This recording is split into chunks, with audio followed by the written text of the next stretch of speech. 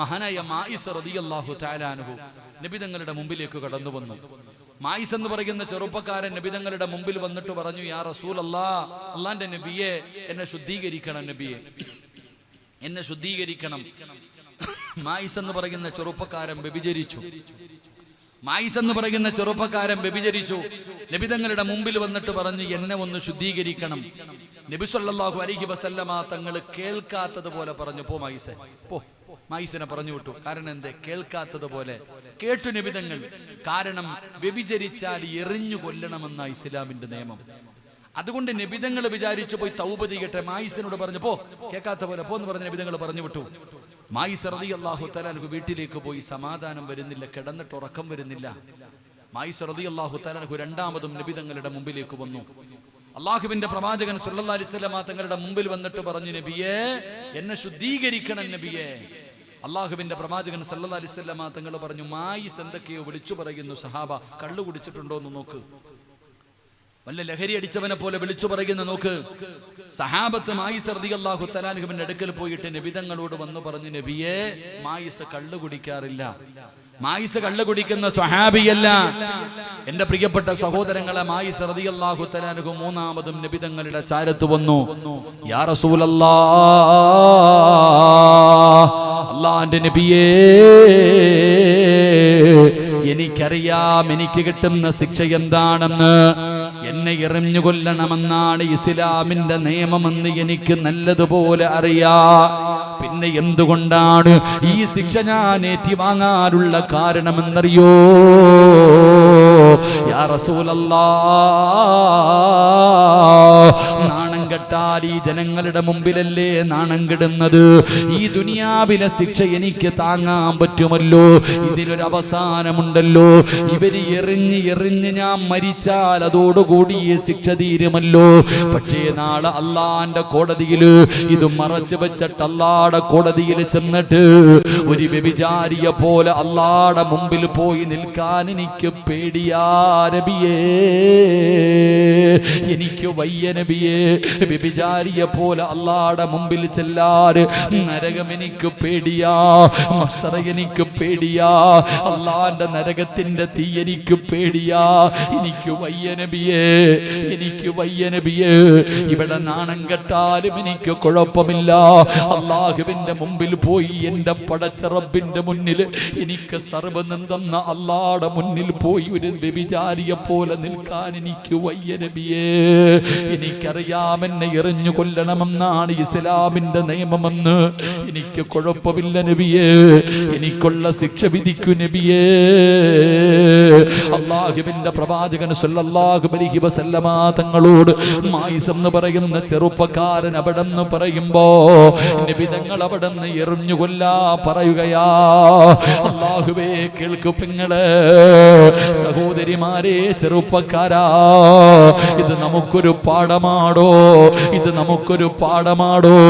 പാപം ചുമന്നുകൊണ്ട് നടക്കുന്നവരുണ്ടല്ലോ, ഭർത്താവിനെ വഞ്ചിച്ചവരുണ്ടല്ലോ, ഭാര്യയെ വഞ്ചിച്ചവരുണ്ടല്ലോ, ജീവിതത്തിൽ വ്യഭിചരിച്ചവരുണ്ടല്ലോ. മക്കളെ, ഇത് നമുക്കൊരു പാഠമാ. അല്ലാഹുവിന്റെ പ്രവാചകൻ സല്ലല്ലാഹു അലൈഹി വസല്ലമ തങ്ങൾ എറിഞ്ഞു കൊല്ലാ പറയുകയാണ്. സ്വഹാബികൾ എറിയുകയാ. കല്ലെടുത്ത് മായിസ് റളിയല്ലാഹു തആല അൻഹുവിന്റെ ശരീരത്തിലേക്ക് എറിയുമ്പോ വേദന സഹിക്കാൻ പറ്റാതെ മരണവപ്രാളത്തിൽ ഓടിപ്പോവുകയാ. മായിസ് അറിയാതെ ഓടിപ്പോയി, ജീവനും കൊണ്ട് ഓടുകയാണ്. പടച്ചവനെ, സ്വഹാബത്ത് വന്ന് പറഞ്ഞു, നബിയേ, യാ റസൂലല്ലാഹ്, മായിസ് ഓടി രക്ഷപ്പെട്ടു നബിയേ, മായിസ് ഓടി രക്ഷപ്പെട്ടു നബിയേ. നബി തങ്ങളൊന്നും മിണ്ടിയില്ല. എന്തേ പിടിക്കാഞ്ഞതെന്ന് ചോദിച്ചില്ല. അങ്ങനെ കുറെ സമയം കഴിഞ്ഞു. അതാ വരുന്നു ഇലാ ഹദ്റത്തി റസൂലില്ലാഹ്. ശരീരത്തിലൂടെ രക്തമൊലിപ്പിച്ചുകൊണ്ട് മായിസ് തിരിച്ചു വരികയാണ്. യാ റസൂലല്ലാഹ്, അല്ലാഹുവിന്റെ നബിയേ,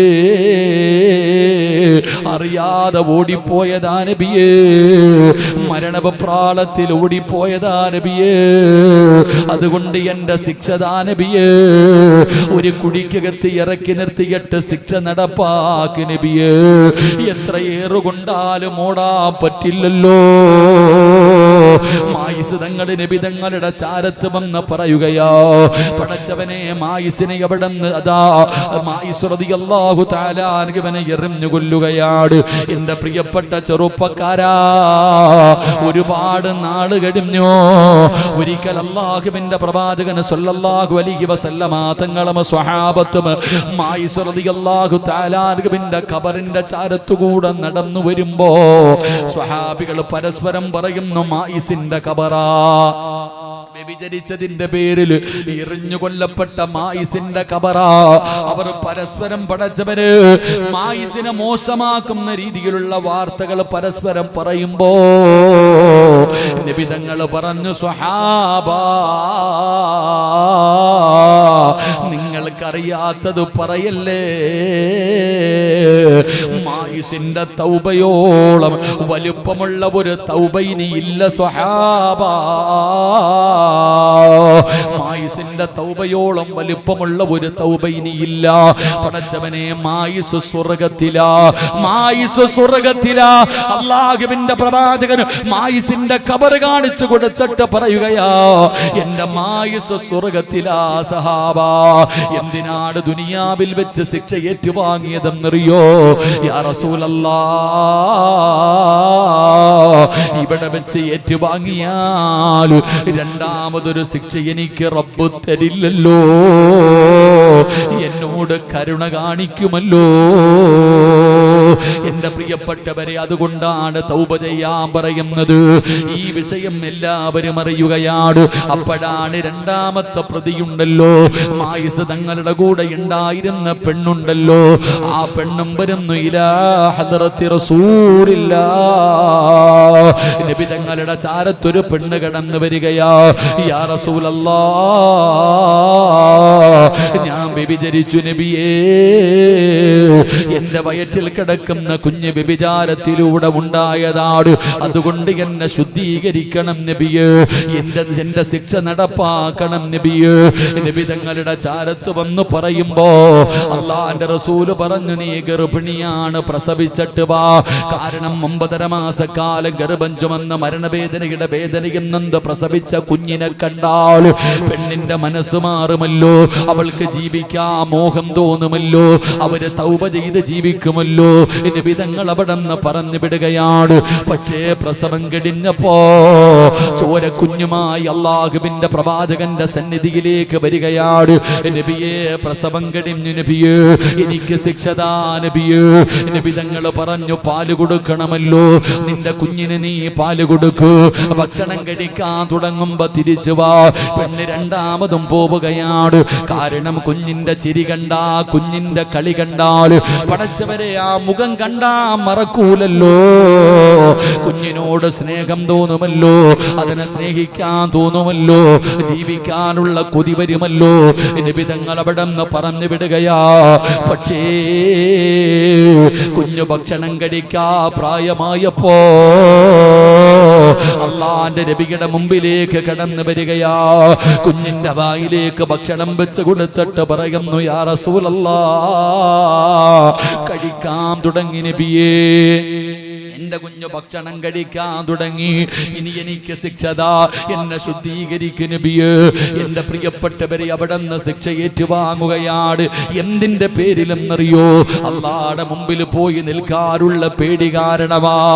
അതുകൊണ്ട് എന്റെ പ്രിയപ്പെട്ടവരോട് പറയുകയാ, നമുക്കിവിടെ ഇരുന്ന് ദുആ ചെയ്യാ. എല്ലാവരും തൗബ ചെയ്യുന്നവരാണ്, എല്ലാവരും ദുആ ചെയ്യുന്നവരാണ്. ദുആയിക്ക് കുറവില്ല, ദുആയിക്കൊരു കുറവില്ല.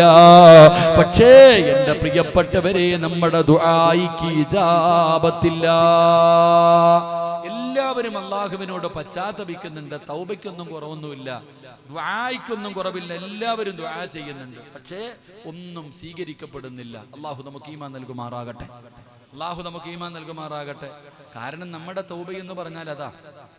എന്റെ പ്രിയപ്പെട്ടവരെ, തൗബ ചെയ്യണം എപ്പോഴും. നമ്മൾ റമദാൻ 27-ാം രാവിന്റെ അന്ന് ഉടുപ്പ് ഇട്ടിട്ട് പോകും തൗബ ചെയ്യാൻ. എന്താ അന്ന് മാത്രം ഒരു തൗബ? റമദാൻ 27-ന്റെ പ്രത്യേകത എന്താപ്പാ? റമദാൻ 27-ന്റെ പ്രത്യേകത എന്താ? നിങ്ങൾ എന്താ വെടികൊണ്ടതുപോലെ ഇരിക്കണേ? റമദാൻ 27-ന്റെ പ്രത്യേകത എന്താ? അന്നെല്ലാവരും കുളിച്ചൊരുങ്ങിയിട്ട് പള്ളിയിലൊരു പോക്കുണ്ട്. ഏത് കയറാത്തവനും അന്ന് പള്ളിയിൽ കയറും. അന്ന് പള്ളിയിൽ പോകും, പ്രത്യേകം തൗബയുണ്ട് എന്നിട്ടാ, അന്ന് തൗബയുണ്ട് പോവാ. എന്തേ അന്ന് മാത്രം ഇത്ര പ്രത്യേകത? എന്ത്? അള്ളാഹു നമുക്ക് ഈമാൻ തരുമാറാകട്ടെ. എന്തപ്പോ അന്നത്തെ പ്രത്യേകത എന്താ? നിങ്ങളെന്താ വെടിയുണ്ടതുപോലെ ഇരിക്കണേ? 27-ാം രാവിന്റെ പ്രത്യേകത എന്താ? ലൈലത്തുൽ ഖദർ അന്നാ ഇല്ലേ ഉസ്താദെ? ഇന്നാ അൻസൽനാഹു ഫീ ലൈലത്തുൽ ഖദർ വമാ അദ്റാക മാ ലൈലത്തുൽ ഖദർ ലൈലത്തുൽ ഖദരി ഖൈറും മിൻ അൽഫി ശഹർ. ഓ, അന്നാണ് ലൈലത്തുൽ ഖദറിൽ. ആരാ പറഞ്ഞ അന്നാണ്? 27-ാം രാവിന്റെ അന്നാണ് ലൈലത്തുൽ ഖദർ എന്ന് ആരാ നിനക്ക് പഠിപ്പിച്ചത്? അന്നാണ് എന്തുറപ്പുള്ള? റമദാൻ മാസത്തിലെ ഏതോ ഒരു ദിവസത്തിലാണ് ലൈലത്തുൽ ഖദർ. അങ്ങനെ അഭിപ്രായമുള്ളവരുണ്ട്. റമദാൻ മാസത്തിലെ ഏതോ ഒരു ദിവസത്തിലാണ് ലൈലത്തുൽ ഖദർ എന്ന് പറയുന്നവരുണ്ട്. റമദാനിന്റെ അവസാനത്തെ 10, 21, 23, 25, 27, 29 ഈ ഒറ്റ രാവുകളിലാണ് ലൈലത്തുൽ ഖദർ ഉണ്ടാകാൻ സാധ്യതയുണ്ട്. പിന്നെ കുറച്ചുകൂടെ കടന്നിട്ട് പറയുന്നു, 7 എന്ന് പറയുന്ന സംഖ്യ അതൊരു അള്ളാഹ്ക്ക് ഇഷ്ടമുള്ള സംഖ്യയാണ് 7. കാരണം സുജൂദിന്റെ അവയവം 7ആണ്. അസുഹാബുൽ കഹുഫ് 7ആണ്. എൻ്റെ പ്രിയപ്പെട്ടവർ, ആഴ്ചയിലെ ദിവസങ്ങൾ 7ആണ്. 7 ആകാശം, 7 ഭൂമി. ഒരു മനുഷ്യന്റെ മുഖത്തുള്ള ദാരം 7ആണ്. ഇങ്ങനെ 7കളെ പരിഗണിച്ചുകൊണ്ട് 27-ാം രാവിലാണ് ലൈലത്തുൽ ഖദർ ഉണ്ടാകാൻ സാധ്യത എന്ന് പറയുന്നത്. അല്ല, ഉറപ്പൊന്നുമില്ല. എന്നാ പിന്നെ അന്ന് മാത്രം കുളിച്ച് കയറിയാ പോരെ? കള്ളും കുടിച്ച് വായി നോക്കിയ പോലെ നടന്നിട്ട് 27-ാം രാവിന്റെ അന്ന് കുളിച്ചു പോയി കഴിഞ്ഞാൽ ഈ മാസങ്ങളോളം ഇബാദത്ത് ചെയ്ത കൂലി കിട്ടുമെന്ന് പറഞ്ഞാൽ അന്ന് മാത്രം പോകാനിരുന്നാൽ പോരെ? എൻ്റെ പ്രിയപ്പെട്ട സഹോദരങ്ങളെ, ഞാൻ പറഞ്ഞത്, അള്ളാഹു നമുക്ക് ജീവിതത്തിൽ ഒരിക്കലെങ്കിലും ലൈലത്തുൽ ഖദർ ലഭിച്ചവരിൽ നമ്മളെ പെടുത്തുമാറാകട്ടെ. അള്ളാഹു പെടുത്തുമാറാകട്ടെ. ജീവിതത്തിൽ ഒരിക്കലെങ്കിലും കിട്ടിയാൽ മതി എന്നെങ്കിലും. അൽഹംദുലില്ലാ, അള്ളാഹു നമുക്ക് ഭാഗ്യം തരുമാറാകട്ടെ. അപ്പം ഞാൻ പറഞ്ഞത്, തൗബ ചെയ്യുമ്പോൾ ഇഖ്ലാസ് വേണം സഹോദര. ചുമ്മാതെ ചെയ്തിട്ട് കാര്യമില്ല. കാക്കയുടെ തൗബ പോലെ ആകരുത്. ചെയ്യുന്നത് ആത്മാർത്ഥമായിട്ട് ചെയ്യണം. എന്താ ഈ ആത്മാർത്ഥത എന്ന് പറഞ്ഞ? ഈ തൗബയിലുള്ള ആത്മാർത്ഥത എന്ന് പറഞ്ഞാൽ പെട്ടെന്ന് മനസ്സിലാകണ ഒരു ഉദാഹരണം പറഞ്ഞു തരാം. അള്ളാഹു മനസ്സിലാക്കാൻ ഭാഗ്യം തരുമാറാകട്ടെ. പെട്ടെന്ന് മനസ്സിലാകുന്ന ഒരു ഉദാഹരണം പറഞ്ഞു തരട്ടെ. മഹാനായ സയ്യിദുനാ ഉമർ ഇബ്നുൽ ഖത്താബ് റളിയല്ലാഹു തആല അൻഹു രാജ്യം ഭരിക്കുന്ന കാലത്ത് ഉമർ തങ്ങൾ ഇങ്ങനെ രാത്രിയിൽ ഇറങ്ങി നടക്കും. തന്റെ ജനതയെക്കുറിച്ച് പഠിക്കാൻ, അവരുടെ പ്രയാസങ്ങളെ കുറിച്ച് അറിയാൻ ഉമർ തങ്ങൾ രാത്രിയിൽ ഇങ്ങനെ ഇറങ്ങി നടക്കാറുണ്ട്. ഒരിക്കൽ ഇങ്ങനെ രാത്രി നടന്നു പോകുമ്പോൾ ഒരു ചങ്ങാതി വരുന്നുണ്ട് ഉമർ തങ്ങളുടെ എതിരെ. കയ്യിൽ 2 കുപ്പി കള്ളും പിടിച്ചുകൊണ്ട് രാത്രിയിൽ ഉമർ തങ്ങൾക്കെതിരായി ഒരു മനുഷ്യൻ നടന്നു വരുന്നു. ഉമർ തങ്ങൾ ആ മനുഷ്യനെ കണ്ടു, ആ മനുഷ്യൻ ഉമർ തങ്ങളെയും കണ്ടു. ആ മനുഷ്യൻ ചിന്തിച്ചു, അല്ലാ, ഇന്നത്തോടെ എൻ്റെ കാര്യം തീർന്നു. ഉമറിന്റെ കയ്യിൽ എന്നെ കിട്ടിയ എൻ്റെ കാര്യം ഇന്നത്തോടെ തീരുമാനമാകും. പടച്ചവനെ, ഒരു വിട്ടുവീഴ്ചയും ചെയ്യാത്ത ചങ്ങാതിയാണ് ഉമർ തങ്ങൾ. ഖലീഫയാണ്. അതുമാത്രവുമല്ല, അദ്ദേഹത്തിന്റെ വിഷമം, ഉമർ തങ്ങൾ ഇയാളൊരു നല്ല മനുഷ്യനാണെന്നാ കരുതിയിരിക്കുന്നത്. കോലത്തിലെ നടത്തിലൊക്കെ നോക്കുമ്പോൾ നമ്മൾ ചിന്തിക്കാറുണ്ട്, പലരും ഓടി വന്ന് കൈമുത്താൻ വരും, കയ്യിൽ പിടിക്കാൻ പറയും. നമ്മുടെ സ്വഭാവം എന്താന്ന് നമുക്കല്ലേ അറിയത്തുള്ളൂ. അള്ളാഹു നമ്മളെ നന്നാക്കുമാറാകട്ടെ. പറയടോ, താടിയും തഴമ്പോ കിട്ടും നമ്മൾ നടക്കണില്ലേ? ഞാൻ പലപ്പോഴും എൻ്റെ കയ്യിൽ പിടിച്ച് മുത്താൻ വരുമ്പോൾ ഞാൻ എന്ത് കണ്ടിട്ടാ അല്ല മുത്തണേ? എന്ത് കണ്ടിട്ടാ പലരും? നമ്മുടെ സ്വഭാവം എന്താ നമുക്കല്ലേ അറിയൂ. അവർ വിചാരിക്കണം നമ്മൾ വലിയ മഹാനാണെന്ന്. അല്ലാഹു അഅലം. അല്ലാഹു നമ്മളെ നന്നാക്കി തരുമാറാകട്ടെ. ഞാൻ വഴുത് പറയുന്നത് നിങ്ങളാരെയും നന്നാക്കാനല്ല. അതിനിപ്പോ ഉസ്താദന്മാരൊക്കെ ഇരിക്കണ പണ്ഡിതന്മാരൊക്കെ അൽഹംദുലില്ലാ അവർക്കൊക്കെ ആഫിയത്തുള്ള ദീർഘായുസ്സ് കൊടുക്കുമാറാകട്ടെ. ഇത്രയും വലിയ പണ്ഡിതന്മാരൊക്കെ ഇരിക്കണ മജ്‌ലിസിൽ വഴുത് പറയാൻ കിട്ടണമെന്ന് ഞാൻ ഭാഗ്യമായിട്ടാ കാണാം. ഞാൻ വഴുത് പറയുന്ന നിങ്ങളാരെയും നന്നാക്കാനല്ല ഞാൻ വഴുത് പറയുന്നത്. ഞാൻ വഴുത് പറയുന്നത് എനിക്ക് നന്നാകാൻ വേണ്ടിയാ. അള്ളാഹു എന്നെ ഒന്ന് നന്നാക്കി തരുമാറാകട്ടെ. കരുണയില്ലാത്ത മനുഷ്യന്മാര് ഒരു ആമീൻ പറയടോ. ആരുടെ ആമീന അള്ളാഹ് കേൾക്കണേന്ന് അറിയില്ല. ഒരു ആമീൻ പറഞ്ഞ അള്ളാഹു എന്നെ നന്നാക്കുമാറാകട്ടെ. പറയടാ മക്കളെ, നിങ്ങൾ 100 ഹാഫിളീങ്ങളില്ലേ? ഒരു ആമീൻ പറ. അള്ളാഹ് ഇസ്രാ ഉസ്താദ് നന്നായാലും 40 പേരിൽ കൂടുതൽ എന്തായാലും ഉണ്ട്. എല്ലാവരും ഒരു ആമീൻ പറ. അള്ളാഹു എന്നെ നന്നാക്കി തരുമാറാകട്ടെ. നിങ്ങളാരും പറയണില്ലേ? അപ്പ നിങ്ങളൊക്കെ പ്രായമുള്ളവരല്ലേ? നിങ്ങളൊക്കെ ഒരുപാട് ഹിദമത്തിക്കുന്നവരല്ലേ? പ്രായമുള്ളവർ ഒരു വീട്ടിൽ ഉണ്ടെങ്കിൽ തന്നെ രക്ഷപ്പെട്ടെന്ന്. അള്ളാഹു എന്നെ നന്നാക്കുമാറാകട്ടെ. അള്ളാഹു നിങ്ങളെയും നന്നാക്കുമാറാകട്ടെ. കാരണം ഈ കയ്യിലിരിക്കുന്ന ഷാള് ഞാൻ കഴുകിയാൽ ആദ്യം വെളുക്കുന്നത് ഷാളാണോ കഴുകുന്നവന്റെ കൈയാണോ? എന്താ ആദ്യം വെളുക്കുക? എന്താ വെളുക്കുക? അതിന് നിങ്ങളാരും കഴുകുന്നില്ല അല്ലേ? നിങ്ങളാരും കഴുകുന്നില്ല, അത് പെണ്ണുങ്ങളല്ലേ കഴുകുന്നത്. നിങ്ങളെങ്ങനെയാണ് വസ്ത്രം കഴുകുക? നിങ്ങൾ സ്വന്തം നമുക്കറിയാം. ആദ്യം വെളുക്കുന്നത് ഷാളാണോ കയ്യാണോ? അപ്പൊ ഞാൻ വഴുത് പറയുന്നത് ആദ്യം എൻ്റെ ഹൃദയം വെളുക്കാനാ. നിങ്ങൾ വേണമെങ്കിൽ നിങ്ങളുടെ കാര്യം നോക്കിക്കോ. അള്ളാഹു എല്ലാം വെളുപ്പിച്ച് തരുമാറാകട്ടെ. ഉസ്താദന്മാരൊക്കെ മനസ്സിലാക്കണം.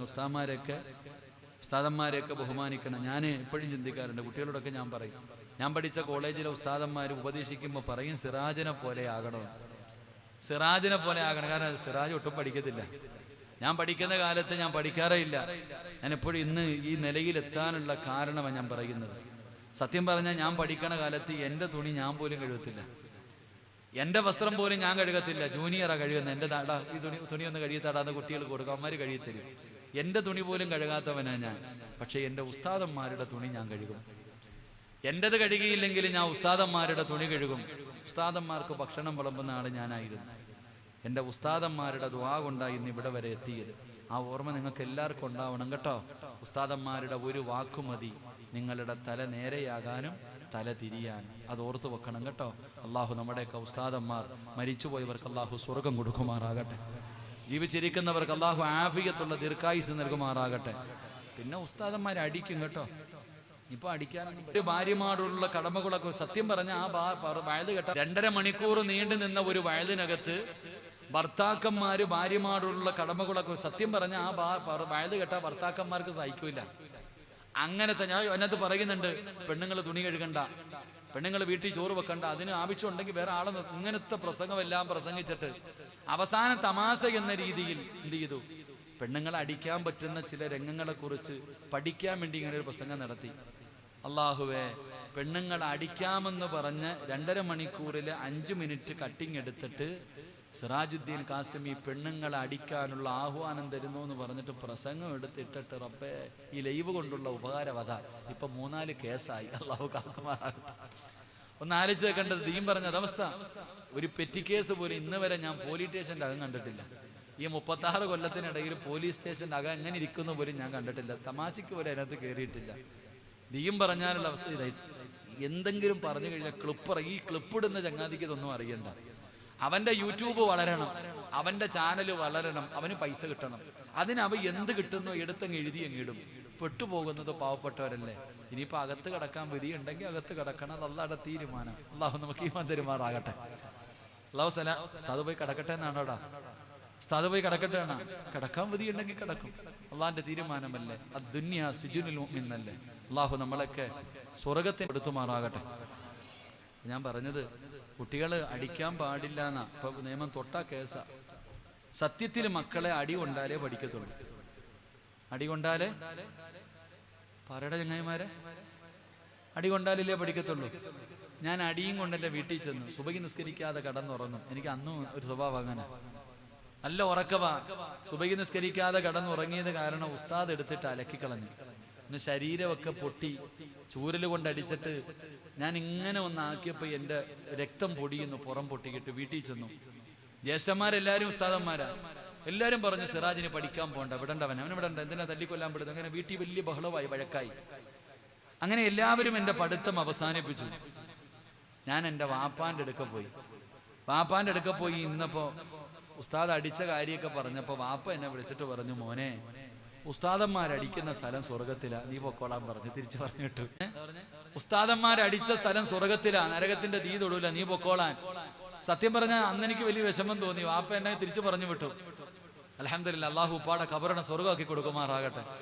അന്ന് എല്ലാരും പറഞ്ഞതും കേട്ട് ഞാൻ വീട്ടിൽ ഇരുന്നെങ്കിൽ വേറെ എന്തെങ്കിലും പണിക്ക് പോയാനെ. അന്ന് വാപ്പ പറഞ്ഞത് കേട്ട് തിരിച്ചു പോയപ്പോ ഇന്ന് നിങ്ങളുടെ മുന്നിൽ വന്ന് നിൽക്കാൻ പറ്റിയില്ലേ. അപ്പൊ ഞാൻ പറഞ്ഞത്, അടി കൊണ്ടാലേ ഖുർആൻ പഠിക്കൂ, അല്ലാതെ പഠിക്കൂല. അതിന് തെളിവെന്തെന്നറിയോ?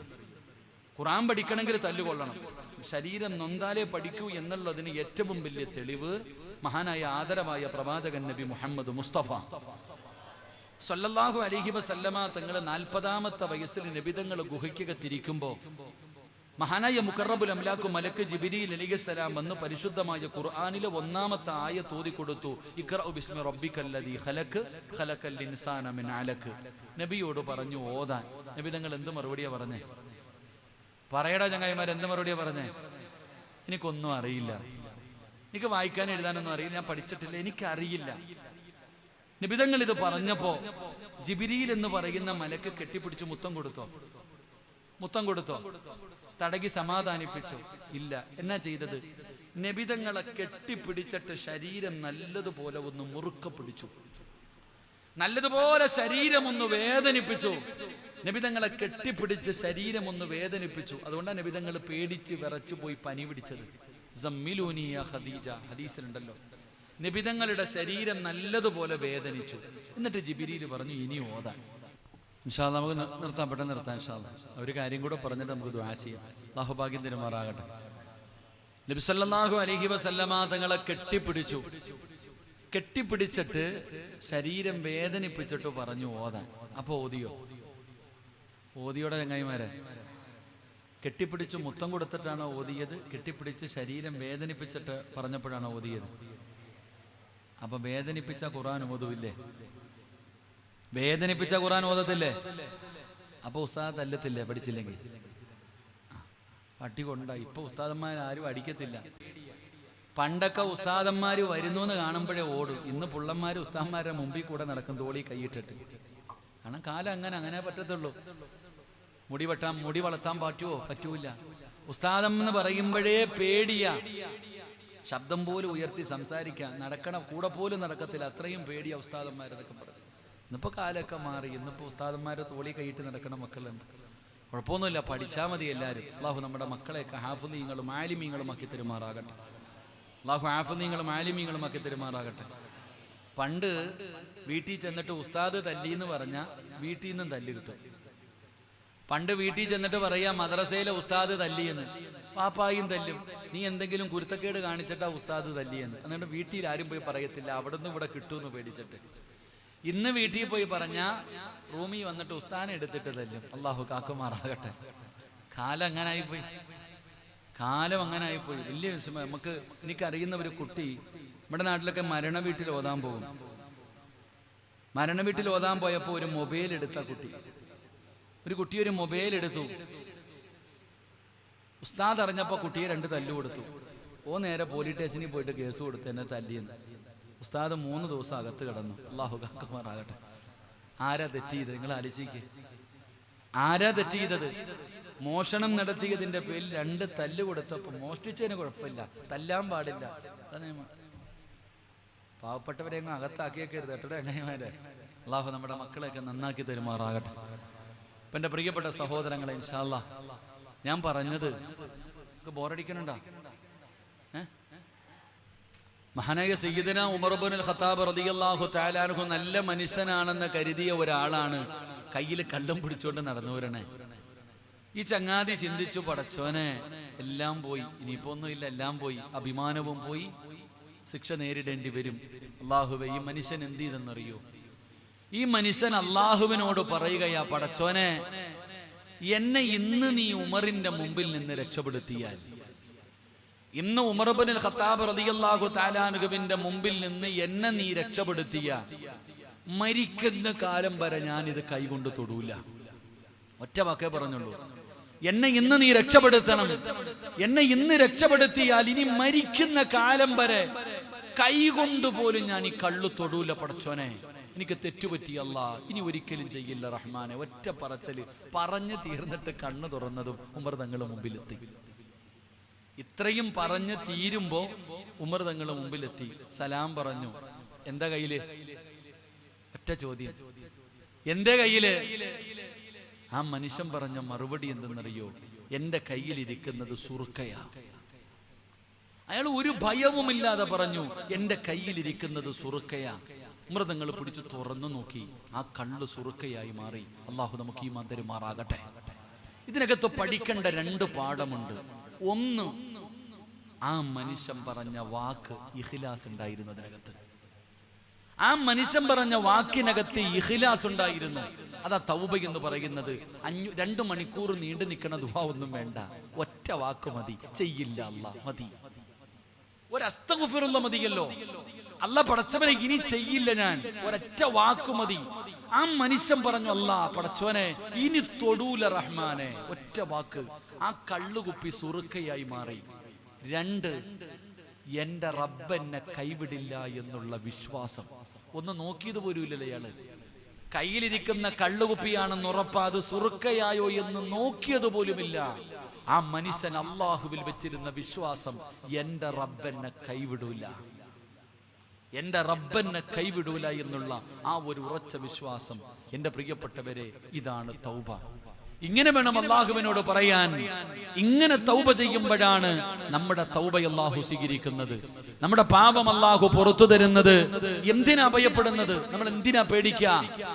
എന്തിനാ നമ്മൾ ഭയക്കുന്നത്? പടച്ചവനെ, അള്ളാഹുവിന്റെ റസൂൽ പരിശുദ്ധമായ ഖുർആൻ പറഞ്ഞല്ലോ, എന്നോട് പറയാൻ പറ നബിയെ, ഞാനുണ്ടല്ലോ, ഞാൻ ആരാ? ഖുൽ യാ ഇബാദിയല്ലദീന അശ്റഫൂ അലാ അൻഫുസിഹിം ലാ തഖ്നതൂ മിർ റഹ്മത്തില്ലാഹ്. അല്ലാഹു പറയുകയാണ്, എന്നോട് പറയാൻ. എത്ര വലിയ പാപം ചെയ്തവരാണെങ്കിലും എന്നോട് പറയാ നബിയെ, പറ നബിയെ. കാരണം അല്ലാഹു ആരാ? 100 കൊല ചെയ്തവന് പുറത്തു കൊടുത്തവനാ, 100 കൊല ചെയ്തവന് പുറത്തു കൊടുത്തവനാ അല്ലാ. ജീവനോടെ പെൺമക്കളെ കുടിച്ചു മൂടിയവർക്ക് പുറത്തു കൊടുത്തവനാ അല്ലാ. മയ്യത്തിനെ കീറി വിഭജിച്ചവന് പുറത്തു കൊടുത്തവനാ അല്ലാ. എത്രയോ കൊടുംപാപികൾക്ക് അല്ലാഹു പുറത്തു കൊടുത്തല്ലോ. കാരണം അല്ലാഹു ഗഫൂറാണ്, റഹീമാണ്, കരുണയുള്ളവനാണ്. ലോകത്ത് അല്ലാഹുവിനെ പോലെ കരുണയുള്ള ഒരാളുമില്ലല്ലോ. അതുകൊണ്ട് വെറുതെ കിടന്ന് കൂവിയിട്ട് കാര്യമില്ല, നിലവിളിച്ചിട്ട് കാര്യമില്ല, ദുആ ചെയ്തിട്ട് കാര്യമില്ല. പൊറുക്കന്റെ പാപമാ സയ്യിദീ വെറുക്കാതെ പൊറുക്കുന്നവനാരുണ്ട് നീയല്ലാതെ. ഇഹലോക ആർഭാടങ്ങളെന്നെ വലച്ചതാ, നഫ്സെന്നെ ഉന്തി തള്ളിവിട്ടു ചാദിച്ചതാ. അല്ലാതെ ധിക്കരിച്ചല്ല റബ്ബേ നിന്നെ, അതുകൊണ്ട് ആട്ടരുതിലാഹേ എന്നെ. അല്ലാഹുവിനോട് പറയണം, പടച്ചവന്, നിന്നെക്കാളും പൊറുക്കുന്ന ഒരാളും ഈ ലോകത്തില്ല, നിന്നെക്കാളും പൊറുക്കുന്ന ഒരാളില്ല പടച്ചവര്. പറ്റിപ്പോയതാ അല്ലാ, നഫ്സ് ചതിച്ചതാ, ദുനിയാവ് വഞ്ചിച്ചതാ, ഇബ്ലീസ് പെടുത്തിയതാ, എന്റെ കയ്യിൽ വന്നുപോയി പടച്ചവര്. അല്ലാഹുവേ, ഞാൻ ഒരുപാട് തെറ്റുകൾ ചെയ്തിട്ടുണ്ട് തമ്പുരാന്. അല്ലാ, എന്ത് ചെയ്താലും നീ കാണുമെന്ന് എനിക്കറിയാമല്ലാ. എന്തു പാപം ചെയ്താലും അല്ലാഹു കാണുമെന്ന് എനിക്കറിയാം. എന്നിട്ട് ഞാൻ ചെയ്തത് നീ കണ്ടാ എനിക്കൊരു ചുക്കുമില്ല എന്ന് കരുതിയിട്ടല്ല അല്ലാ. നിങ്ങൾ ആലോചിക്ക്, ബെഡ്റൂമിനകത്തിരുന്ന് ഫോണിൽ ആവശ്യമില്ലാത്ത എന്തോ കണ്ടുകൊണ്ടിരിക്കുകയാ, കാണാൻ പാടില്ലാത്ത എന്തോ റൂമിനകത്ത് കണ്ടുകൊണ്ടിരിക്കുമ്പോ പെട്ടെന്ന് വാപ്പ വന്നു, ഉമ്മ വന്നു, ആരെങ്കിലും ഒരാള് വന്നു, പെട്ടെന്ന് മാറ്റും. പെട്ടെന്ന് കണ്ടുകൊണ്ടിരിക്കുന്നത് മാറ്റും. എന്തുകൊണ്ട്? ഞാൻ ചിന്തിക്കുന്നത്, നമ്മൾ ചിന്തിക്കേണ്ട ഒരു കാര്യം, നിന്റെ വീടിന്റെ റൂമിനകത്തേക്ക് അല്ലെങ്കിൽ നിന്റെ വീട്ടിലേക്ക് ഒരാൾ കയറി വന്നപ്പോ നീ കണ്ടുകൊണ്ടിരുന്ന ഒരു തെറ്റു പേടിച്ച് നീ മാറ്റി. എടാ ചങ്ങാതി, ആ വന്ന മനുഷ്യന് നിനക്ക് ഭയമുണ്ട്. ആ മനുഷ്യന് കൊടുത്ത വില പോലും അല്ലാഹ്ക്ക് നീ കൊടുത്തില്ലല്ലോ. ഞാൻ റൂമിനകത്തിരുന്ന് കാണുമ്പോ അല്ലാഹ് കാണുന്നുണ്ടല്ലോ, നിനക്ക് അവനെ പേടിയുണ്ട്, അല്ലാഹ്നെ പേടിയില്ല. അതുകൊണ്ട് ദുആ ചെയ്യുമ്പോൾ അല്ലാഹ്നോട് പറയണം, പടച്ചവനെ, നീ കാണുമെന്നറിയാം, എന്നിട്ടും ചെയ്തത് പേടിയില്ലാഞ്ഞിട്ടല്ല അല്ലാഹ്, പറ്റിപ്പോയി റഹ്മാനെ, എൻ്റെ കയ്യിൽ വന്ന പിഴവ അല്ലാഹ്, നിനക്ക് പുറത്തുതാ എന്ന് ആത്മാർത്ഥമായി അല്ലാഹുവിനോട് തൗബ ചെയ്തു മടങ്ങണം. അല്ലാഹു നമുക്ക് ഭാഗ്യം തരുമാറാകട്ടെ. ഇൻഷാ അല്ലാഹ് തൗബ ചെയ്യൂലേ? വേണമെങ്കിൽ ചെയ്താൽ മതി. എനിക്ക് എൻ്റെ കാര്യം നോക്കിയാൽ പോരെ. എനിക്ക് എൻ്റെ കാര്യം, നിങ്ങൾക്ക് നിങ്ങളുടെ കാര്യം. തൗബ ചെയ്യാൻ മനസ്സുള്ളവരൊക്കെ തൗബ ചെയ്യൂ. അല്ലാഹു നമുക്ക് ഭാഗ്യം നൽകി അനുഗ്രഹിക്കുമാറാകട്ടെ. എൻ്റെ പ്രിയപ്പെട്ട സഹോദരങ്ങളെ, ഞാൻ പറഞ്ഞു വന്നത്, മരിക്കാൻ കിടക്കുന്ന സമയം അല്ലാഹുവിനോട് യാചിക്കുന്ന ഒന്നാമത്തെ കാര്യം, അല്ലാഹുവിനോട് ചോദിക്കുന്നു, എനിക്ക് സമയം വേണം പടച്ചവനെ. എന്തിനാ മോനെ സമയം ചോദിക്കണേ? എന്തിനാ അല്ലാഹുവിനോട് സമയം ചോദിക്കുന്നത്? എന്റെ പ്രിയപ്പെട്ടവരെ, ലൗലാ അഖർതനീ ഇലാ അജലിൻ ഖരീബ്. ഒരാളുടെ മരണം അടുക്കുമ്പോ എല്ലാരും സമയം ചോദിക്കും. എന്തിന്? നിസ്കരിക്കാനാ, ഖുർആൻ ഓതാനാ, നോമ്പ് പിടിക്കാനാ, ദിക്ർ പറയാനാ, പൊരുത്തം ചോദിക്കാനോ? അല്ല. എന്തിനാ സമയം ചോദിക്കുന്നേ? അല്ലാഹുവേ ഒരുപാട് സമ്പാദിച്ചു വെച്ചിട്ടുണ്ട് പടച്ചവനെ, ഇന്ന് വരെ ഒരുത്തരും കൊടുത്തിട്ടില്ല. പള്ളിക്കും മദ്രസകൾക്ക് പോയിട്ട് കൂടപ്പുറപ്പുകൾക്ക് പോലും ഞാൻ കൊടുക്കാതെ ഒരുപാട് ഞാൻ സമ്പാദിച്ചു വെച്ചിട്ടുണ്ട്. എനിക്കിപ്പോഴാ മനസ്സിലായത് ഒന്നും കൊണ്ടുപോകില്ല. എനിക്കിപ്പം മനസ്സിലായി, ഞാൻ ഒന്നും കൊണ്ടുപോകില്ല എന്ന് എനിക്കിപ്പം മനസ്സിലായി. അതുകൊണ്ട് എൻ്റെ അടുത്ത് കിടക്കുന്ന എൻ്റെ ഭാര്യ, അല്ലെങ്കിൽ അടുത്ത റൂമിൽ കിടക്കുന്ന മക്കൾ, ആ മക്കളോട് വാപ്പ പോവാ, ഇതിൽ നിന്ന് എന്തെങ്കിലും എടുത്തിട്ട് ഒന്ന് സദക്ക കൊടുക്കണേ എന്ന് പറയാൻ. ഞാൻ പറഞ്ഞതല്ല, ഖുർആൻ പറഞ്ഞതാ. അല്ലാഹുവേ എനിക്ക് സമയം വേണം. എന്തിന്? സദക്ക ചെയ്യാൻ. എന്തിന്? നിസ്കരിക്കാനല്ല. അതാ മനസ്സിലാക്കേണ്ടത്. അല്ലാഹുവേ ഞാൻ സമ്പാദിച്ചു വെച്ചിരിക്കുന്നതിൽ നിന്നൊരൽപ്പം എടുത്തിട്ട് സദക്ക ചെയ്യാൻ എനിക്ക് സമയം വേണം. ഇത്രയും കൊല്ലം കിട്ടിയിട്ട് നിനക്ക് വല്യായിരുന്നില്ലേ? നിനക്കൊക്കെ അള്ളാഹ് എത്ര ചാൻസ് തന്നു ചങ്ങാതി. അന്നൊന്നും കൊടുക്കണ്ടായിരുന്നു, ഇപ്പൊ തരും അള്ളാഹ്. കാത്തിരുന്നോ? അള്ളാഹു നമുക്ക് ഈമാൻ തരുമാറാകട്ടെ. അതാണ് സദക്ക. എന്റെ പ്രിയപ്പെട്ട സഹോദരങ്ങളെ, അല്ലാഹുവിന്റെ പരിശുദ്ധമായ ഖുർആന, ലൗലാ അഖർതനീ ഇലാ അജലിൻ ഖരീബ് ഫഅസ്വദ്ദക വഅകും മിനസ് സ്വാലിഹീൻ. സദക്ക ചെയ്യാൻ വേണ്ടി സമയം ചോദിക്കും. അല്ലാഹു നമ്മളെ കാത്തിരക്ഷിക്കുമാറാകട്ടെ. അതുകൊണ്ട് എൻ്റെ പൊന്നാര ചങ്ങാതിമാരെ, റമളാൻ മാസമാ. സക്കാത്ത് കൊടുക്കേണ്ടവർ സക്കാത്ത് കൊടുക്കണം. സക്കാത്തിന്റെ കണക്ക് പലരും ചെയ്യുന്നത് കുറച്ച് പൈസ വാരി വീട്ടിൽ വെച്ചേക്കും. വരുന്നവനും പോകുന്നവനും 100, 200, 100, 200.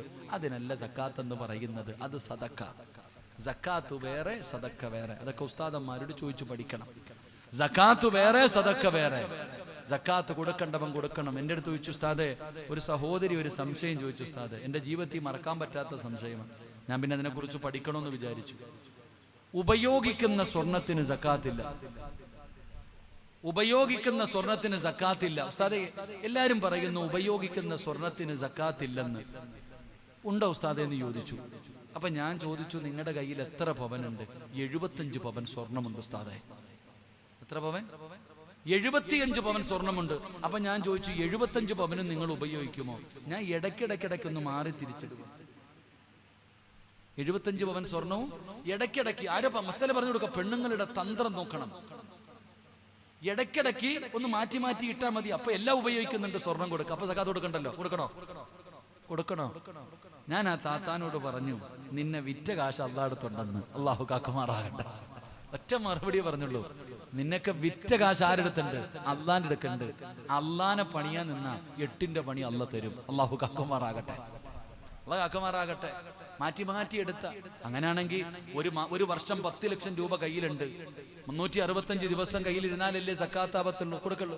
അപ്പൊ 360 ദിവസമായപ്പോ കൊണ്ടുപോയി 10 ലക്ഷം രൂപ. ഇന്ന് ആമീന നീ വെച്ചോ, ഇന്ന് മുതൽ നിനക്ക് തന്നിരിക്കുന്നു, നീ എടുത്തോ എന്ന് പറഞ്ഞ് ഭാര്യയുടെ കൈ കൊടുത്താൽ പിന്നെ ഇവന് സക്കാത്ത് കൊടുക്കേണ്ട കാര്യമില്ലല്ലോ. അവന്റെ കയ്യിൽ ഒരു വർഷം വരുന്നില്ലല്ലോ.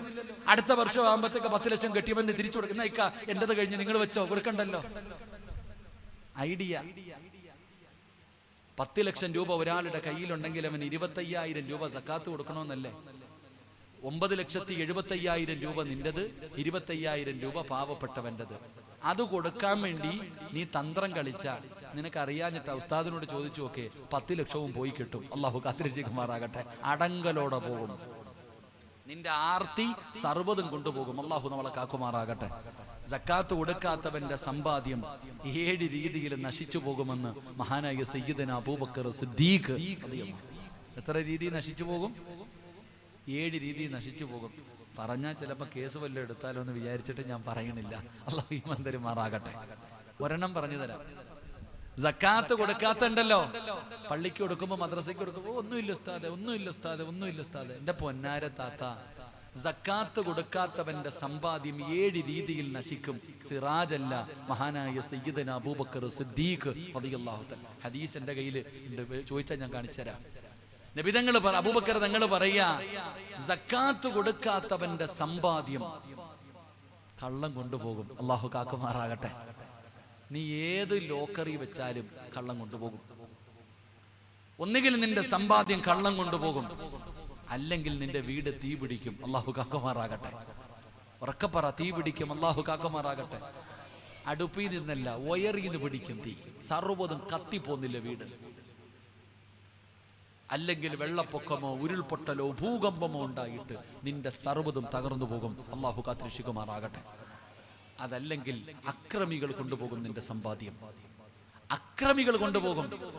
അതല്ലെങ്കിൽ ഇന്ത്യൻ ടാക്സ് കയറി അടങ്കലോടെ കൊണ്ടുപോകും. അള്ളാഹു കാക്കുമാറാകട്ടെ. എത്ര സത്യമായി. ഇപ്പൊ റൈഡല്ലേ മൊത്തം അല്ലേ? കേറി പള്ളിക്ക് വല്ലതും ഇല്ല ഇല്ല ഇല്ല ഇല്ല കേറിയപ്പോഴോ മൊത്തവും പോയി. അൽഹംദുലില്ലാഹ്, എല്ലാം പോയി. അള്ളാഹു കാക്കുമാറാകട്ടെ. ആമീൻ പറയണം. മാർച്ച് 31 ഉസ്താദെ, കണക്ക് ക്ലോസ് ചെയ്യേണ്ട മാസം, ടാക്സ് അടയ്ക്കേണ്ട സമയം. എന്തൊരു പേടി! സക്കാത്ത് കൊടുക്കാൻ വയ്യ, പേടി. എന്റെ പ്രിയപ്പെട്ട സഹോദരങ്ങളെ, അല്ലെങ്കിൽ 4, 5 ആറാമത്തെ കാര്യം എന്താ? നിനക്ക് അല്ലാഹു നിന്നെ പെട്ടെന്ന് അല്ലാഹു തരുന്ന ആറാമത്തെ ശിക്ഷ, നിന്നെ അല്ലാഹു പെട്ടെന്ന് മരിപ്പിക്കും. എന്നിട്ട് തലതിരിഞ്ഞ മക്കളുടെ കയ്യിൽ നീ ഉണ്ടാക്കിയത് മുഴുവനും കൊടുക്കും. അള്ളാഹുവിന് ഇഷ്ടപ്പെടാത്ത മാർഗത്തിൽ കള്ളും പെണ്ണും പിടിച്ച് മൊത്തവും തീർക്കും. അള്ളാഹു കാക്കുമാറാകട്ടെ. സത്യമല്ലേ? പാപ്പ പെട്ടെന്ന് പള്ളിക്കുഴിയിൽ പോയി, ഉണ്ടാക്കിയത് മുഴുവനും മക്കൾ ഇങ്ങനെ നശിപ്പിച്ച് കളയാ. ജാരിയായ സദക്ക ഒന്നും ചെയ്യൂല. 7 കൂട്ടിവെച്ചോ, 7 കൂട്ടിവെച്ചോ, നിനക്ക് മരുന്ന് വാങ്ങാൻ ഉപകാരപ്പെടും. അള്ളാഹു കാക്കുമാറാകട്ടെ. എന്തിനാ വെച്ചിരിക്കുന്നത്? കിഡ്നി പോയി, കരള് പോയി, അതുപോയി, ഇതുപോയി. സമ്പാദിച്ചത് മുഴുവനും മരുന്ന് വാങ്ങി. അള്ളാഹു നമ്മളെ കാക്കുമാറാകട്ടെ. സക്കാത്ത് കൊടുക്കടോ. ചെറുതല്ലേ ഉള്ളൂ, അല്പമല്ലേ ഉള്ളൂ. അത് അവകാശമല്ലേ പാവപ്പെട്ടവൻ്റെത്. ആർക്കെങ്കിലും കൊണ്ട് കൊടുത്താൽ സക്കാത്ത് വീടൂല. സക്കാത്തിന് അർഹതപ്പെട്ടവരെ കണ്ടെത്തി അവർക്ക് കൊടുക്കണം. വീട്ടിൽ വിളിച്ചിട്ടല്ല, അങ്ങോട്ട് കൊണ്ടുപോയി കൊടുക്കണം. അത് പാവപ്പെട്ടവന്റെ അവകാശമാണ്, അല്ലാതെ നിന്റെ ഔദാര്യമല്ല. നിന്റെ വീടിന്റെ മുറ്റത്ത് വരുന്നവന് കൊടുക്കാനുള്ള നക്കാപ്പിച്ചയല്ല സക്കാത്ത്. നിന്റെ സമ്പത്ത് കണക്കെടുത്ത് അതിൽ അവകാശപ്പെട്ടത് പൈസ എടുത്ത് പാവപ്പെട്ടവൻ, അള്ളാഹു പറയുന്നുണ്ട്, നബിതങ്ങൾ പറയുന്നുണ്ട്, സക്കാത്തിന് അർഹരാരാണെന്ന്. അവന്റെ വീട്ടിൽ കൊണ്ടുപോയി കൊടുക്കണം ഇസ്സത്തായിട്ട്. അള്ളാഹു നമുക്ക് ഈമാൻ തരുമാറാകട്ടെ. എൻ്റെ പ്രിയപ്പെട്ട സഹോദരങ്ങളെ, സഹോദരിമാരെ, ഞാൻ പറഞ്ഞു വന്നത് സദക്ക കൊടുക്ക്, നല്ല കാര്യങ്ങൾ ചെയ്യ്. മരണസമയത്ത് കിടന്ന് യാചിക്കാൻ എനിക്ക് മനസ്സില്ല ഉസ്താദേ. അതുകൊണ്ട് പടച്ചവൻ എനിക്ക് ഒരുപാട് സമ്പത്ത് തന്നിട്ടുണ്ട്. പെങ്ങളെ, ഏറ്റവും നല്ലതുപോലെ ഏറ്റവും കൂടുതൽ പ്രതിഫലം കിട്ടുന്ന കാര്യത്തിന് വേണ്ടി വേണം കൊടുക്കാൻ. അതുകൊണ്ട് എന്റെ പ്രിയപ്പെട്ടവരോട് പറയുന്നു, അൽഹംദുലില്ലാഹ്, ഏറ്റവും ഇഷ്ടപ്പെട്ടത് വേണം കൊടുക്കാൻ. ഒരാളുടെ കയ്യിലേക്ക് കൊടുക്കുമ്പോ ആ മനുഷ്യന്റെ മുഖം ചുളിയാൻ പാടില്ല. അങ്ങനെയുള്ളത് വേണം സദഖ കൊടുക്കാൻ. അൽഹംദുലില്ലാഹ്, ഇന്നലെ പരിശുദ്ധമായ ഖുർആൻ പഠിക്കുന്ന മക്കള് ഇവര് സാധാരണ ആൾക്കാരല്ല. ഇവർക്ക് കൊടുക്കുമ്പോ ഏറ്റവും നല്ലതാണ് കൊടുക്കേണ്ടത്. ഇവർ അല്ലാഹുവിന്റെ പാർട്ടിക്കാരാണ്. അഹ്ലുൽ ഖുർആൻ, ഇവർ അല്ലാഹുവിന്റെ അടുത്ത ആൾക്കാരാണ്. ഒരാൾക്ക് അല്ലാഹു ഖുർആൻ കൊടുക്കണമെങ്കിൽ എല്ലാവർക്കും കൊടുക്കൂല. അല്ലാഹ് ഇഷ്ടപ്പെട്ടവർക്ക് മാത്രമേ കൊടുക്കൂ. അല്ലാഹുവിന്റെ കലാം ഇറങ്ങിയ മാസമാണ്. അതുകൊണ്ട് ഖുർആൻ പഠിക്കുന്ന മക്കളാണ്. ഇവർക്ക് കൊടുക്കുമ്പോ ഏറ്റവും നല്ലത് വേണം കൊടുക്കാൻ. പെങ്ങളെ, സ്വർണമിടാത്ത ഒരു പെണ്ണ് പോലും ഇല്ലല്ലോ. ഒരു പവന് 50,000 രൂപയോളം വിലയുള്ള സമയമാണ്. ഒരു പെണ്ണ് ഏറ്റവും കൂടുതൽ ഇഷ്ടപ്പെടുന്നത് സ്വർണമാണ്. എങ്കിൽ സ്വർണമല്ല വേണ്ടത്, സ്വർഗമാണ് വേണ്ടത്. സ്വർഗത്തിനേക്കാളും വലുതൊന്നുമില്ലല്ലോ. പെങ്ങളെ, നിനക്ക് ആദ്യമായി സ്വർണം വാങ്ങിത്തന്നത് നിന്റെ ഭർത്താവല്ല, നിന്റെ മക്കളല്ല, നിന്റെ വാപ്പയാ. നിന്റെ വാപ്പയാണ് ജീവിതത്തിൽ ആദ്യമായി നിനക്ക് സ്വർണം വാങ്ങിത്തന്നത്. നിന്റെ വീടിനകത്തും നിന്റെ ശരീരത്തിൽ ഇട്ടിരിക്കുന്ന സ്വർണത്തിലധികവും നിന്റെ ഭർത്താവ് വാങ്ങിത്തന്നതല്ല, നിന്റെ ഉപ്പയുടെ രക്തം വിയർപ്പാകിയതാ, നിന്റെ ഉപ്പയും ഉമ്മയും വാങ്ങിത്തന്നതാണ്. ഇന്ന് നിനക്കൊരുപാടുണ്ടല്ലോ. ഈ വാഴ കേൾക്കുന്ന പെങ്ങളോട് ചോദിക്കട്ടെ, സ്വന്തം നെഞ്ചത്ത് കൈവച്ചിട്ട് നിനക്ക് പറയാൻ പറ്റുമോ നിനക്ക് എത്ര പവന സ്വർണമുണ്ടെന്ന്? കണക്ക് പോലും നിനക്കറിയില്ല. അതുപോലെ സ്വർണം അല്ലാഹു നിനക്ക് നൽകിയിട്ടുണ്ടല്ലോ. ആ നൽകിയതിൽ നിന്ന് പടച്ചവനെ ഒരു മോതിരമല്ലെങ്കിൽ നിനക്ക് അല്ലാഹു തന്നതിൽ നിന്നൊരൽപ്പം അല്ലാഹുവിന്റെ ഖുർആൻ പഠിക്കുന്ന മക്കൾക്ക് കൊടുക്കാൻ കഴിയുമോ? അല്ലാഹു തരുന്ന പ്രതിഫലം കേൾക്കണോ? കൊടുക്കുമ്പോ നല്ലതാണ് കൊടുക്കേണ്ടത്. മഹാനായ ആദരവായ പ്രവാചകൻ നബി മുഹമ്മദ് മുസ്തഫ സല്ലല്ലാഹു അലൈഹി വസല്ലമ തങ്ങൾ അല്ലാഹുവിന്റെ പ്രവാചകനതാ സ്വർഗ്ഗത്തിലൂടെ നടന്നു പോവുകയാ. നബി തങ്ങൾ സ്വർഗ്ഗം കണ്ടു. നബി തങ്ങൾ സ്വർഗ്ഗത്തിലൂടെ നടന്നു പോകുമ്പോ നബി തങ്ങളുടെ മുമ്പിലൂടെ ഒരു പെണ്ണിങ്ങനെ ഓടുകയാണ്. അല്ലാഹുവിന്റെ റസൂലിന്റെ മുമ്പിലൂടെ ഒരു പെണ്ണിങ്ങനെ ഓടുകയാണ്. നബി തങ്ങൾക്ക് അത്ഭുതമാവുകയാണ്. ആരാ അല്ലാഹ്, ആരാ അല്ലാഹ്, എനിക്ക് മുമ്പിലൂടെ ഓടുന്ന പെണ്ണാരാ അല്ലാഹ്? നബി തങ്ങൾ ഇങ്ങനെ ചിന്തിക്കുകയാ. നബി തങ്ങളുടെ മുന്നിലൂടെ ഓടുന്ന പെണ്ണിനെ കണ്ടപ്പോ റസൂലുള്ളാഹി തങ്ങൾക്ക് വല്ലാത്ത അത്ഭുതമായി. ആ സമയത്താണ് ജിബ്രീൽ പറഞ്ഞു കൊടുക്കുന്നു, യാ റസൂലല്ലാഹ്, അതാരാണെന്നറിയോ? അത് റുമൈസയാണ് നബിയേ. അത് റുമൈസ എന്ന് പറയുന്ന പെണ്ണാട്. എന്റെ പ്രിയപ്പെട്ട പെങ്ങള്, അല്ലാഹുവിന്റെ പ്രവാചകന്റെ മുമ്പിലൂടെ സ്വർഗ്ഗത്തിലേക്ക് ഓടിപ്പോയ പെണ്ണാരാ? മഹദി റുമൈസ. ആരാ റുമൈസ എന്നറിയോ? സിനിമാ നായികയല്ല, സീരിയൽ നടിയല്ല. നിങ്ങൾക്ക് റുമൈസയെ അറിയുമോ പെങ്ങള്? പടച്ചവനെ, മഹാനായ സയ്യിദ് റളിയല്ലാഹു തആല അൻഹുവിന്റെ ഉമ്മയാണ് റുമൈസ. നബി തങ്ങളെ വല്ലാത്ത ഇഷ്ടമാണ് റുമൈസയ്ക്ക്. നബി തങ്ങളെ വല്ലാത്ത ഇഷ്ടമാ. അല്ലാഹുവിന്റെ പ്രവാചകനെ വല്ലാത്ത ഇഷ്ടമായിരുന്നു. പരിശുദ്ധമായ ദീനിലേക്ക് കടന്നു വന്നു. പടച്ച റബ്ബേ, അല്ലാഹുവിന്റെ റസൂലിനെ കാണാ കൊതിച്ചു കൊതിച്ച് റുമൈസ നടക്കുകയാ. അങ്ങനെ ഇരിക്കുമ്പോഴാണ് പടച്ചവരെ നബി തങ്ങളെ നാട്ടിലേക്ക് കടന്നു വരുന്നത്. അല്ലാഹുവിന്റെ പ്രവാചകൻ നാട്ടിലേക്ക് കടന്നു വന്നു. റസൂലുള്ളാഹി തങ്ങളെ കണ്ടപ്പോ എല്ലാവരും വില കൂടിയ ഗിഫ്റ്റുകൾ കൊണ്ടുവന്ന് നബി തങ്ങൾക്ക് സമ്മാനമായി കൊടുക്കുകയാണ്. അല്ലാഹുവിന്റെ പ്രവാചകനെ കണ്ടപ്പോ എല്ലാവരും വില കൂടിയത് കൊണ്ടുവന്ന് നബി തങ്ങളുടെ കയ്യിൽ കൊടുക്കുകയാണ്. റുമൈസ ചിന്തിക്കുന്നു, അല്ലാഹ്, എന്റെ കയ്യിലൊന്നുമില്ലല്ലോ, ഞാൻ പാവപ്പെട്ടവളാണല്ലോ, ഞാൻ പാവപ്പെട്ടവളാണല്ലോ. അല്ലാഹുവിന്റെ പ്രവാചകന് കൊടുക്കുമ്പോ നല്ലത് കൊടുക്കണമല്ലോ.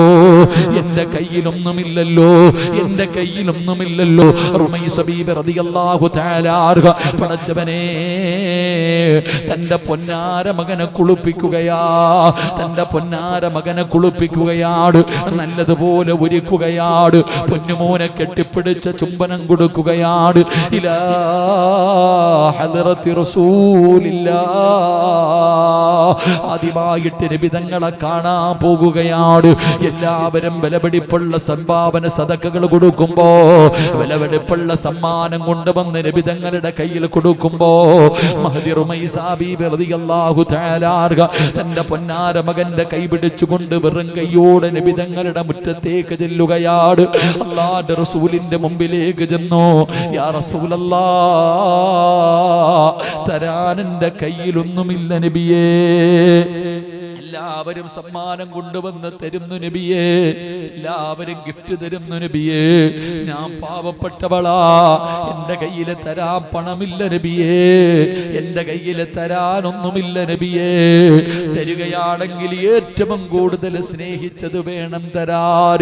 റുമൈസ ബീബി റളിയല്ലാഹു തആല അൻഹ താൻ 9.5 മാസക്കാലം ഗർഭം ചുമന്ന് മരണവേദനയുടെ വേദനയിൽ നൊന്തു പ്രസവിച്ച തന്റെ ജീവന് തുല്യം സ്നേഹിക്കുന്ന പൊന്നുമോൻ, ആ പൊന്നുമോനെ കെട്ടിപ്പിടിച്ച് ചുംബനം കൊടുത്തിട്ട് അല്ലാഹുവിന്റെ റസൂലിനോട് പറയുന്നു, യാ റസൂലല്ലാഹ്,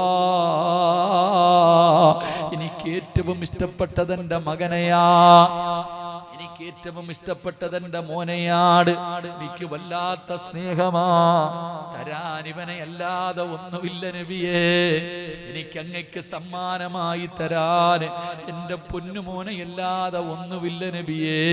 തന്റെ പൊന്നാര മകനെ നബി തങ്ങളുടെ കയ്യിലേക്ക് കൊടുക്കുകയാണ്. അങ്ങയ്ക്ക് ചെരുപ്പെടുത്ത് തരാൻ, അങ്ങയ്ക്ക് തുണിയെടുത്ത് തരാൻ, അങ്ങയ്ക്ക് ഖിദ്മത്ത് ചെയ്യാൻ എന്റെ പൊന്നാര മകനെ സ്വീകരിക്കണം നബിയേ.